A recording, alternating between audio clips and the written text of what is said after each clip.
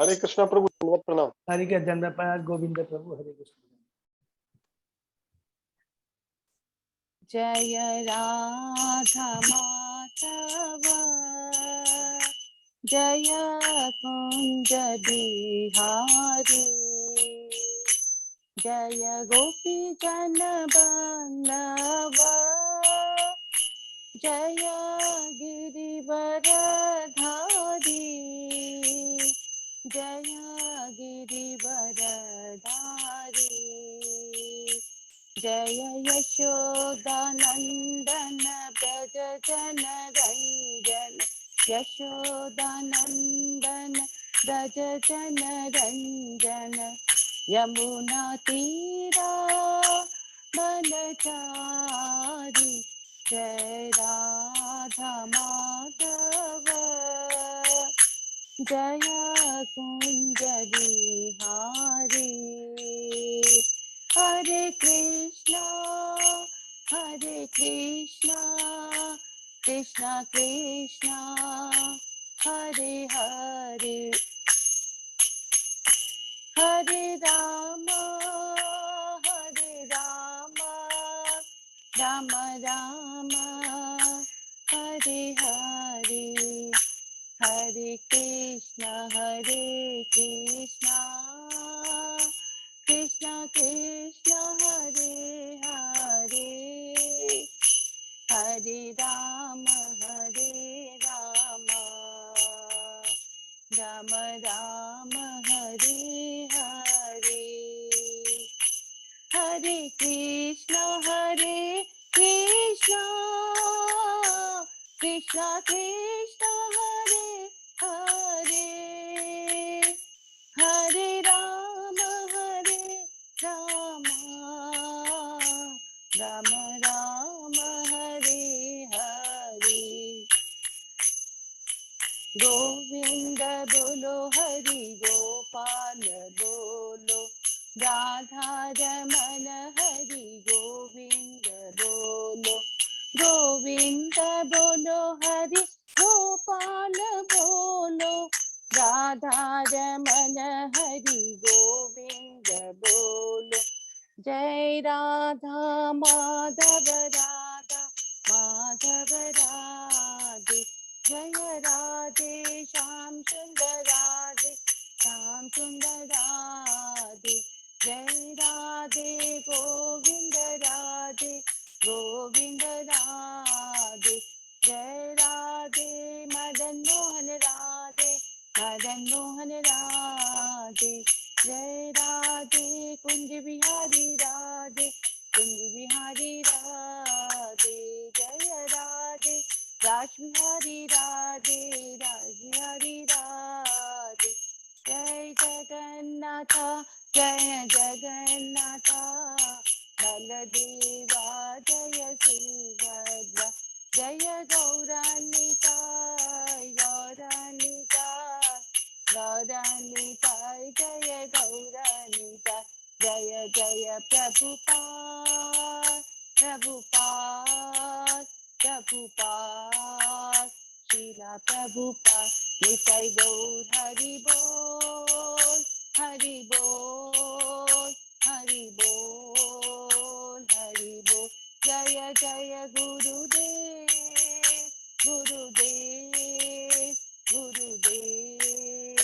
गुरुदेव निताय गौर प्रेमानंद, हरि हरि बोल। हरि नाम संकीर्तन की जय, शिला प्रभुपाद की जय, समस्त वैष्णव गण की जय। हरि बोल, हरि बोल, हरि बोल। बहुत ही सुंदर, हरि बोल। शीतला पद्मा देवी दासी माता जी को बहुत बहुत धन्यवाद, बहुत ही सुंदर कीर्तन, बड़े मन से। हरे कृष्ण प्रभु जी, दंडवत सब प्रणाम। भक्तों को मेरा दंडवत प्रणाम। मधुमिता अभी हम लोग कीर्तन मंगलाचरण करेंगे। हरे कृष्ण प्रणाम प्रभु जी। ओम अज्ञान तिमिरांधस्य ज्ञानांजन शलाकया चक्षुरुन्मीलितं येन तस्मै श्री गुरुवे नमः। श्री चैतन्य मनोभीष्टं स्थापितं येन भूतले स्वयं रूप कदा मह्यं ददाति स्वपदान्तिकं।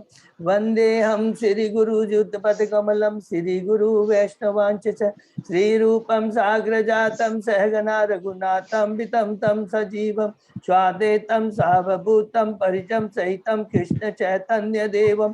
श्री राधा कृष्ण पादान सहगना ललिता श्री विशाखावितांत च। नमो ओम विष्णुपादाय कृष्ण प्रेष्ठाय भूतले श्रीमते भक्ति वेदांत स्वामिनि इति नामने। नमस्ते सरस्वती देवे गौरवाणी प्रचारिणे निर्विशेषा शून्यवादी पाश्चात्य देश तारिणे। वांछा कल्पतरुभ्यश्च कृपा सिन्धुभ्येव च पतितानां पावनेभ्यो वैष्णवेभ्यो नमो नमः। नमो महावदान्याय कृष्ण प्रेम पदायते कृष्णाय कृष्ण चैतन्य नामने गौरत्पिषे नमः। हे कृष्ण करुणा सिंधु दीन बंधु जगतपते गोपेश गोपिका कांत राधा कांत नमस्तुते। तप्त कांचन गौरांगी राधे बिंदावनेश्वरी विश्वभानुसुते देवी प्रणमामि हरिप्रिय। नीलांचल निवासाय नित्याय परमात्मने बलभद्र सुभद्रायां जगन्नाथाय ते नमः। जय श्री कृष्ण चैतन्य प्रभु नित्यानंद श्री अद्वैत गदाधर श्रीवासादि गौर भक्तविंद।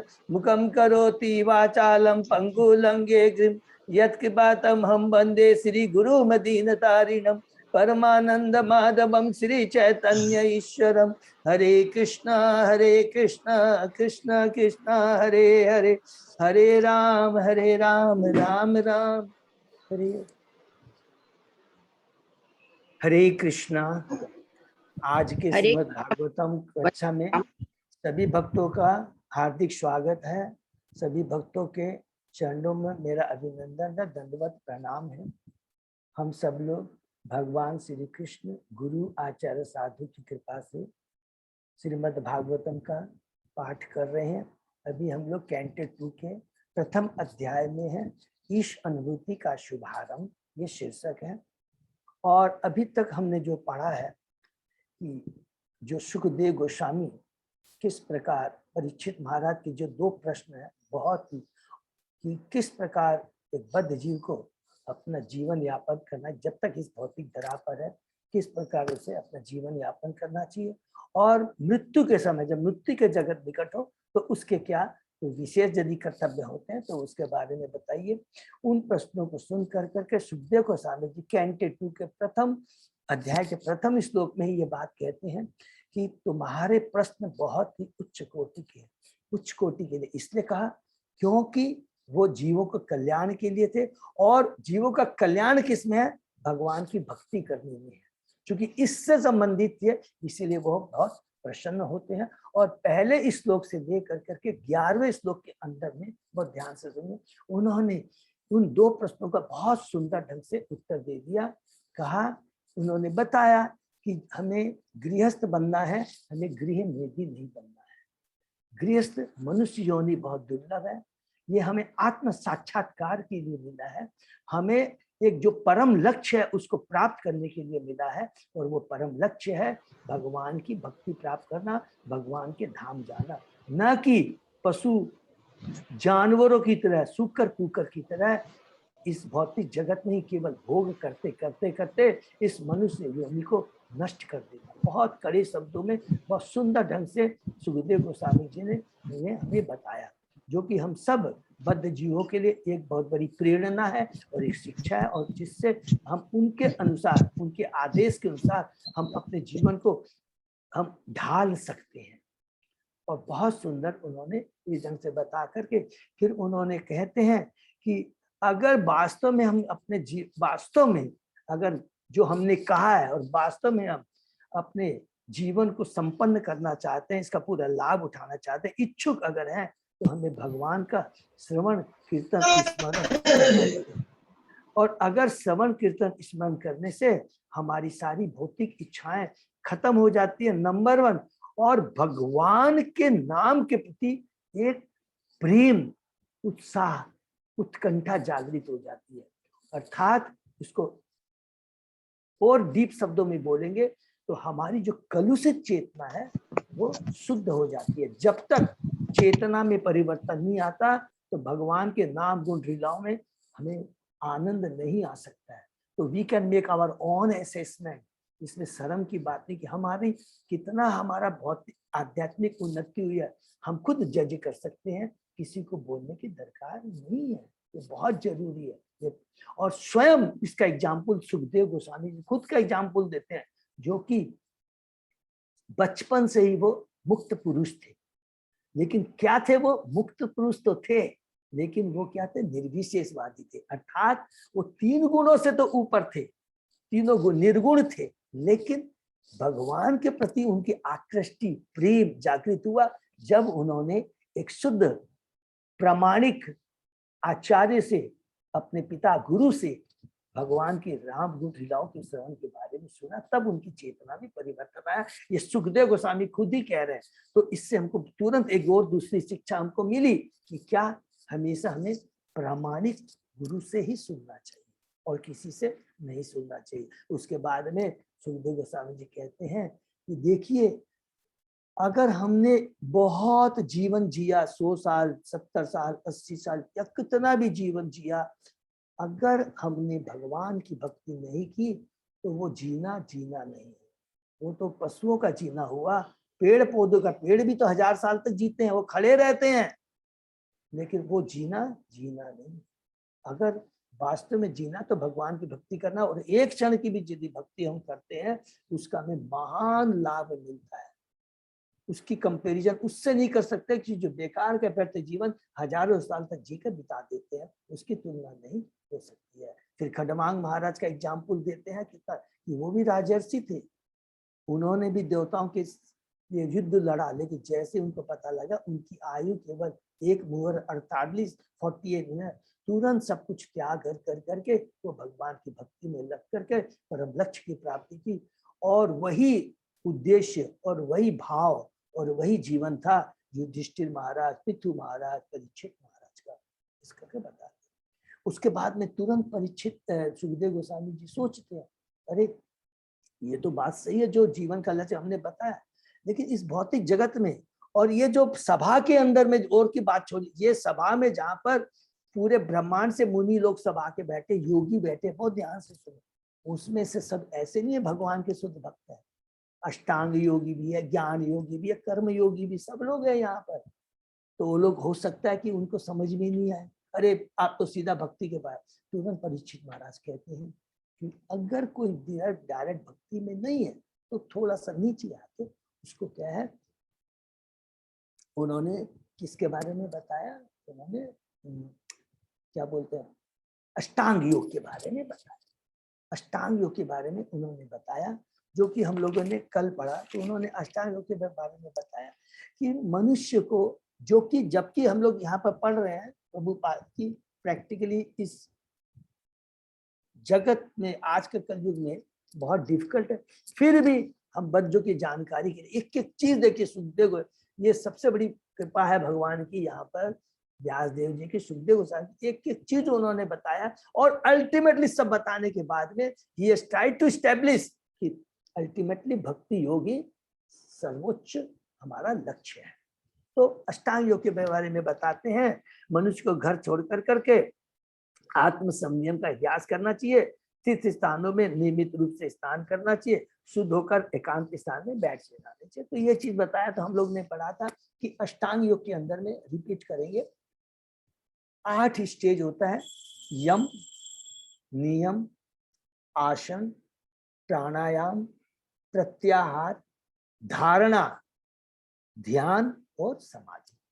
तो ये जो चीजें, प्रथम 2 चीजें हम लोग ने सुना, क्या पढ़ा कि क्या है, ये यम नियम है कि हमें सुबह उठकर स्नान करना चाहिए, जल्दी उठ जाना चाहिए, तीर्थ स्थानों में यात्रा करनी चाहिए, शुद्ध स्थान पर एकांत में बैठ जाना चाहिए, एक शुद्ध आसन पर, हम फिर बोलते हैं, फिर आसन पर बैठ करके अपनी श्वास विधि को नियमित करके मन को वश में करे। तो यम नियम बताया, उसके बाद में आसन बैठने की विधि बताया, और उसके बाद में प्राणायाम के बारे में मतलब रेचक है, ये सब के बारे में बताया कि किस प्रकार अपनी सांसों को आपको कंट्रोल करना है। और उसके बाद में बताते इस प्रकार धीरे धीरे मन को इंद्रिय कार्यों से खींच लिया जाए, अर्थात उन्होंने प्रत्याहार के बारे में बताया। प्रत्याहार क्या है, इस प्रकार किस प्रकार जो हमारा मन इधर उधर भटक रहा है उसको एक जगह लाना है। और जब ऐसा करेंगे तो उस प्रकार हमारी इंद्रिया भी बुद्धि द्वारा वशीभूत हो जाएगी और भौतिक कार्यकलापों में लीन मन भी भगवान की सेवा में प्रवृत्त किया जा सकता है। उसके बाद में उन्होंने किया जा सकता, मतलब जब मेरा मन एक जगह हो जाए, अब उस मन को क्या करना है, एक जगह लगाना है, उसको बोलते हैं धारणा। तो तुरंत जब हमारी सारी इंद्रिया बस में सब कुछ हो जाए तब हमको धारणा का मतलब हो गया कि हमको एकदम फोकस करना एक जगह, वो बिगिनिंग स्टेट हो गया हमारा मेडिटेशन। और फिर धीरे धीरे बोलते हैं इसके बाद विष्णु के एक एक अंग का ध्यान करना चाहिए। इस तरह मन समस्त इंद्रिय विषय से मुक्त हो जाता है और इस प्रकार मन पूरी तरह से उनमें रम जाता है। तो पहले फोकस करना है किसी एक भगवान के ऊपर, भगवान के रूप के ऊपर में, विष्णु के रूप में, फिर धीरे धीरे धीरे उनके एक एक अंग का हमें ध्यान करना चाहिए। जब एक एक अंग का उनका ध्यान करने के बाद में धीरे धीरे एक ये हो गए ध्यान अवस्था।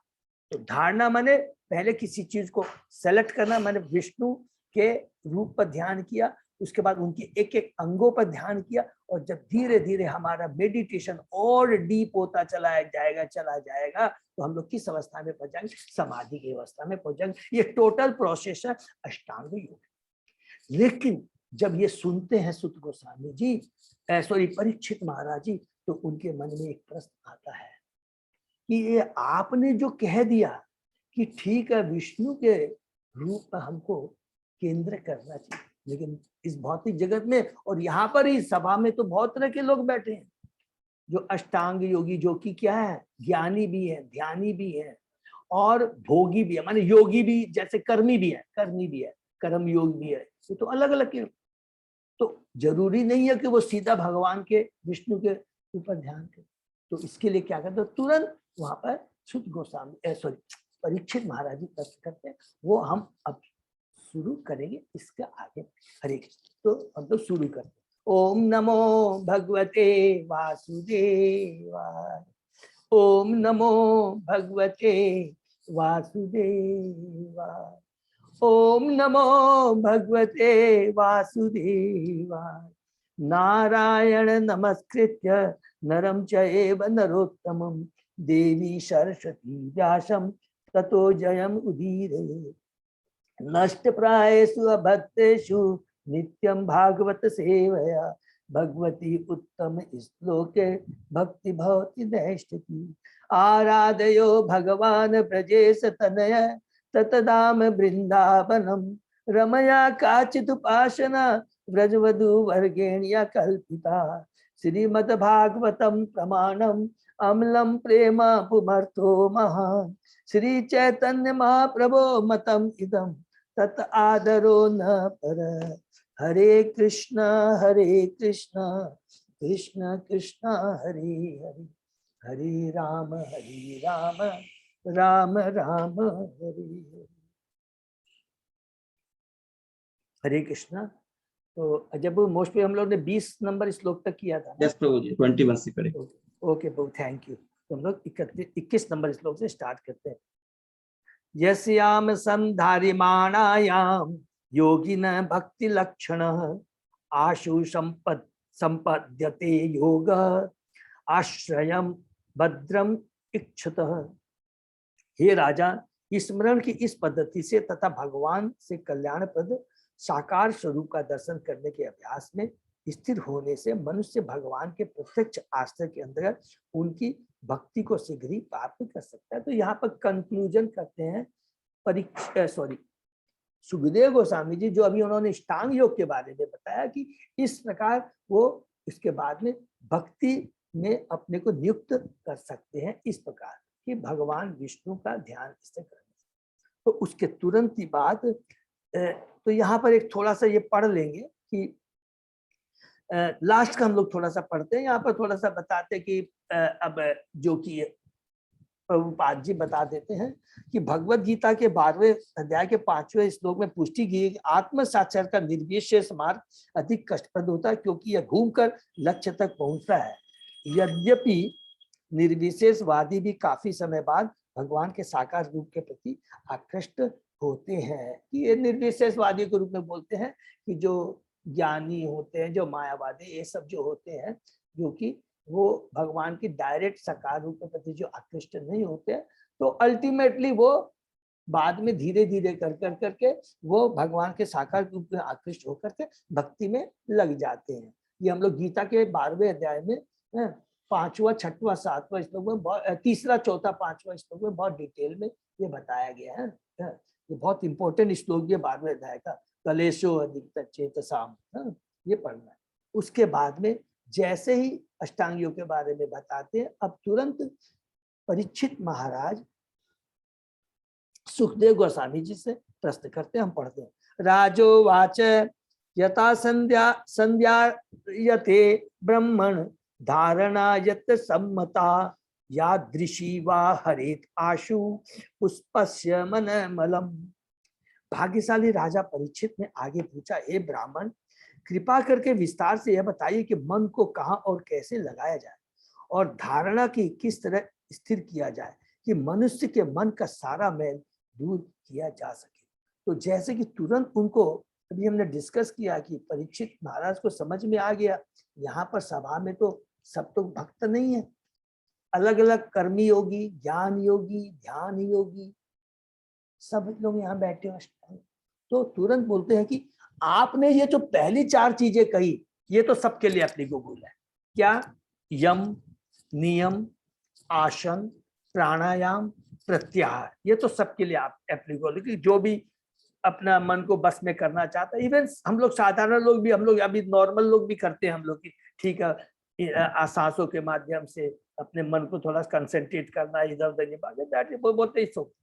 लेकिन जो धारणा माने ऑब्जेक्ट, किसके ऊपर ध्यान धारणा की जाए, माने ध्यान आश्रय, ध्यान आश्रय माने मेरा जो आश्रय है वो धारणा किसके ऊपर हो जाए, ये एक बार हमको क्लियर बताइए।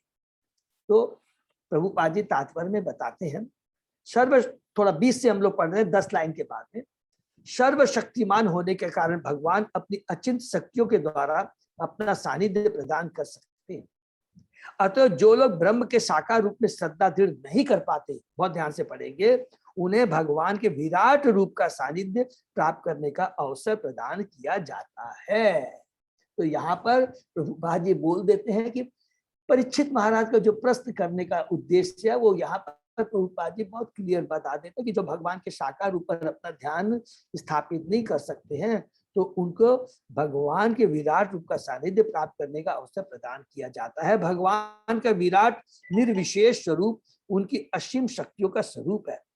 चूंकि शक्तिमान शक्ति अभिन्न है, अतः उनके विराट स्वरूप की निर्विशेष धारणा भी बद्ध जीव को अप्रत्यक्ष भगवान का सानिध्य प्राप्त करने में सहायक होती है और इस तरह कर्म से साकार संपर्क की अवस्था प्राप्त की जा सकती है। ये बहुत इंपॉर्टेंट प्रभुपाद जी का तात्पर्य है कि अभी हम लोग को कभी सबको ऐसे नहीं बोलना चाहिए कि यदि कोई भी, जैसे हम बोलते हैं ना, मध्यम श्रेणी के भक्त का क्या काम होता है कि वो जो अनजान है उनके ऊपर कृपा करनी चाहिए।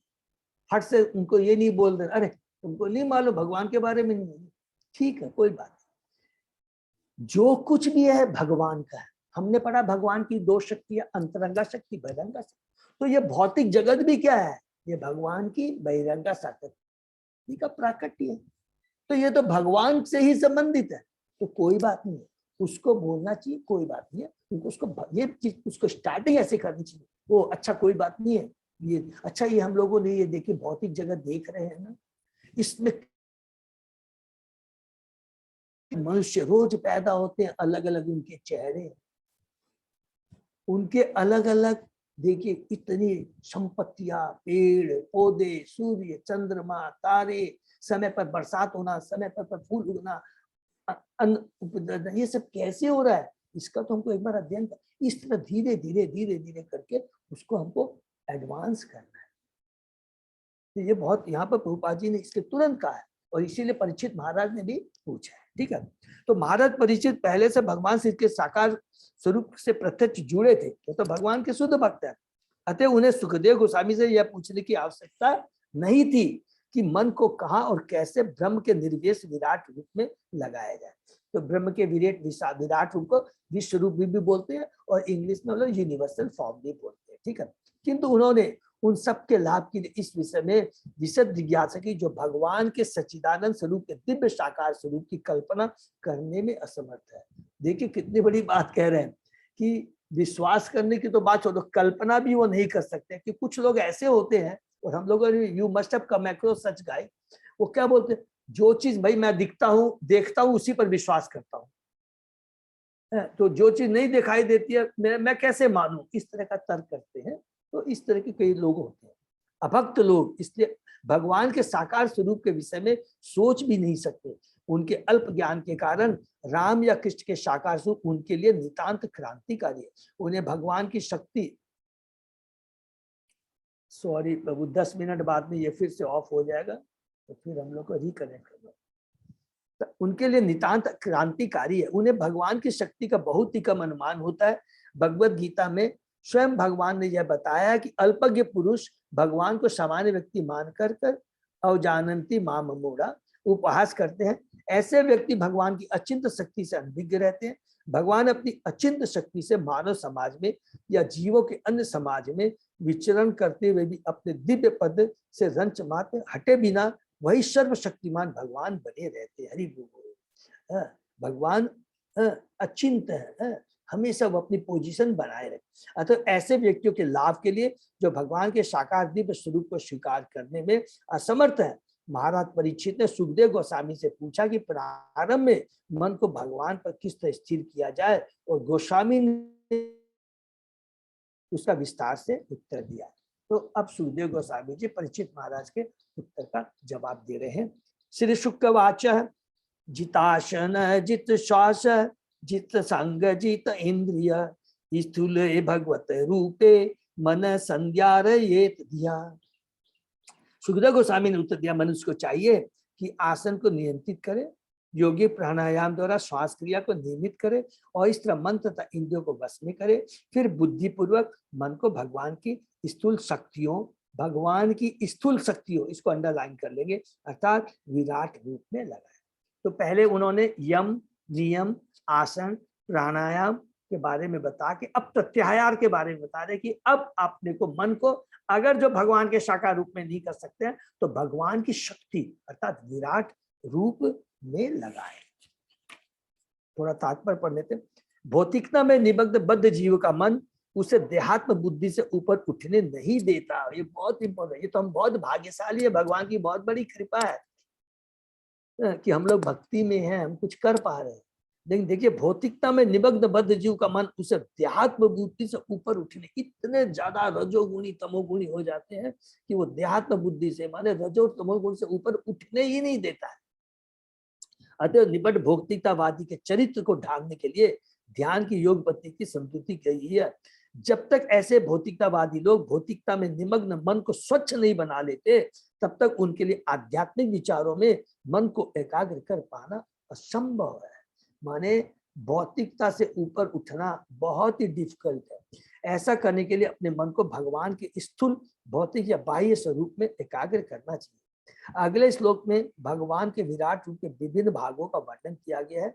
भौतिकतावादी व्यक्ति ऐसे नियमन विधि के फलस्वरूप कुछ योग शक्तियां प्राप्त करने के लिए उत्सुक रहते हैं, लेकिन योगिन अनुष्ठानों का असली प्रयोजन संचित मल को यथा वासना क्रोध ईर्ष्या अन्य भौतिक कलमों से दूर करना है। तो कुछ जो लोग रहते हैं वो क्यों करते हैं, हमने भी पढ़ा हुआ, अष्ट सिद्धि प्राप्त करने के लिए, माने कई कारण से वो लोग करते हैं, लेकिन भगवान में उनका कोई इंटरेस्ट नहीं है। लेकिन अगर वो ऐसा करते हैं तो यहाँ पर हमको पता लगेगा पढ़ने से, नहीं धीरे धीरे उनकी भी चेतना में परिवर्तन आ जाएगा। अभी वो नियोफाइट डिवोटी है, नियोफाइट योगी है, उसके बाद में वो एडवांस योगी बन जाएंगे। और भगवान के यहाँ पर बोल रहे हैं कि भगवान के विराट के विभिन्न भागों का वर्णन किया है। तो भगवान का जो विराट रूप है ना, हम लोग अलग अलग रूप में उसका वर्णन यहाँ पर आता है, और ये बोनाफाइड है, ये मैटेरियल फॉर्म है, लेकिन भगवान मैटेरियल नहीं है, लेकिन ये बोनाफाइड फॉर्म है जो कि शास्त्रों में वर्णन किया गया है हम बद्ध जीवों के कल्याण के लिए। हमेशा याद रखेंगे क्योंकि ये भगवान से संबंधित है, इसलिए को अच्छे से पढ़ना है। तो भौतिक अलग अलग रूप कैसे हैं, जैसे एग्जाम्पल हम पर्वत को देखते हैं, ये भगवान की हड्डियां हैं, जैसे हमने डिस्कस किया। सूर्य चंद्रमा को देखते हैं, ये भगवान की आंखें हैं। पेड़ पौधों को पेड़ को देखते हैं, पत्तियों को देखते हैं, ये भगवान के बाल। ये हो गया पूरा। दूसरा किस रूप में कर सकते हैं?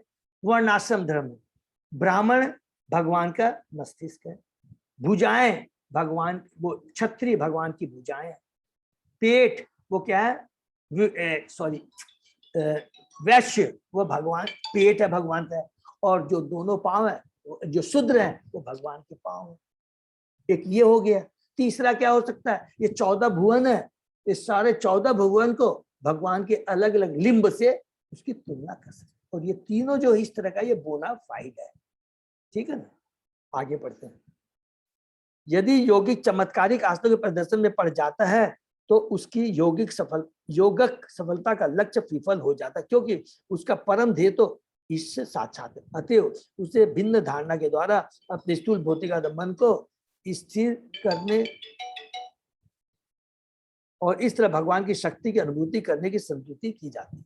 जो ही ये शक्ति अध्यात्म की नैमित्तिक अभिव्यक्तियां प्रतीत होने लगती है तो स्वतः आगे बढ़ जाता है और क्रमशः उसे पूर्ण अनुभूति की अवस्था प्राप्त कर पाना संभव हो जाता है। इस प्रकार धीरे धीरे वो अगर भगवान के विराट रूप में भी ध्यान करता है तो धीरे धीरे धीरे उसकी चेतना में परिवर्तन आएगा, और वो फिर क्या है, भगवान के साकार रूप में हृदय में बैठे हुए भगवान पर जो बैठे हुए उस पर वो भगवान ध्यान लगा सकता है। नेक्स्ट, विशेष तस्य ध्येय अयम स्थविष्ट च स्थवियसाम यत् इदं व्यजयति विश्वम भूतम भव्यम भवत च शत।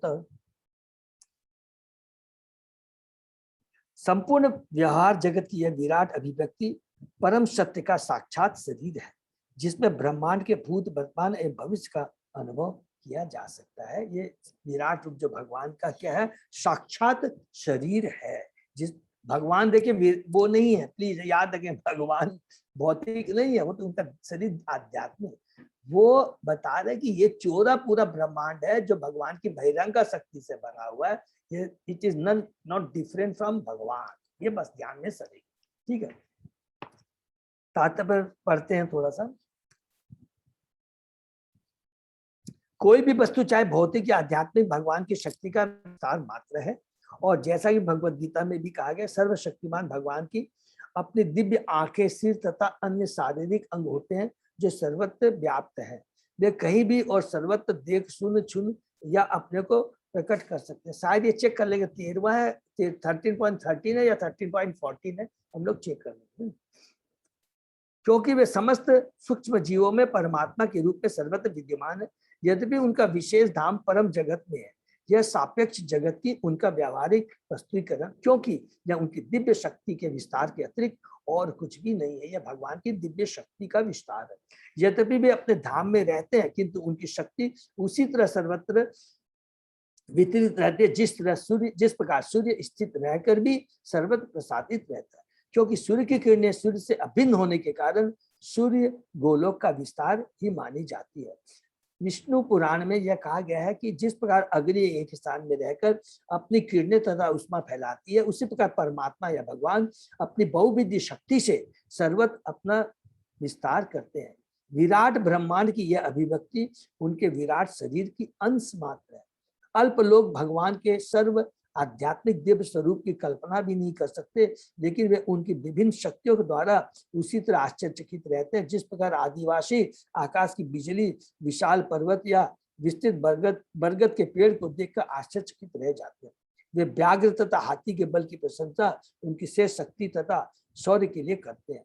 यद्यपि शास्त्रों में भगवान का विराट वर्णन दिया हुआ है, यद्यपि भगवान अवतार लेते हैं और अपनी असामान्य शक्ति तथा शौर्य का प्रदर्शन करते हैं, और यद्यपि वे विद्वान पंडितों तथा भूतकाल के व्यासदेव, नारद, असित एवं देवर जैसे संतों तथा भगवत गीता में अर्जुन द्वारा एवं आधुनिक युग में भी शंकर, रामानुज, मध्व तथा श्री चैतन्य जैसे आचार्यों के द्वारा भगवान के रूप में स्वीकार किए जाते, लेकिन असुरगण भगवान के अस्तित्व को नहीं मानते। उनके लिए असुरगण शास्त्रों के किसी भी साक्ष्य को स्वीकार नहीं करते। न ही वे आचार्य के प्रमाण को मान्यता देते, वे तुरंत अपनी आंखों से उन्हें देखना चाहते हैं। वो बोलते जब तक मैं कोई चीज को नहीं देख लूंगा तो विश्वास नहीं करूंगा। अतः वे भगवान के शरीर को विराट रूप में देख सकते हैं। तो कम से कम हम बोल तो सकते चलिए तू कुछ नहीं देख सकता, तो ये सारा भौतिक जगत, इतनी बड़ी सृष्टि, इतने बड़े ब्रह्मांड, सूर्य, चंद्रमा, तारा, इनको तो देख सकता है, ठीक है ना। और वही रूप उनकी चुनौती का उत्तर दे सकता है। और इस प्रकार हम लोग उनकी जो चुनौती है उसको हम लोग उसका उत्तर दे सकते हैं कि ये तुम देख रहा है ये किसने बनाया। ऐसा कोई साइंटिस्ट है? कृष्णा सभी तुम को बता वापस दो। रिज्वाइन कर लीजिएगा डिस्कनेक्शन के बाद। हाँ हाँ सॉरी, तो ये किसने बनाया, इस तरह हम लोग उनको समझा सकते हैं। और चूंकि वे व्याघ्र, हाथी या वज्र जैसी श्रेष्ठ वस्तु भौतिक वस्तुओं के समक्ष सद्भावनत होने के आदि, अतः वे विराट रूप को सम्मान प्रदान करते